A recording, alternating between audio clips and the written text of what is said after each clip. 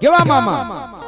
કે પોતાની મોજની માલિપા રમતા હોય અને ઈ પોતે એમ કહેવાય કે મારા મોજીલા મામાને યાદ કરતા હોય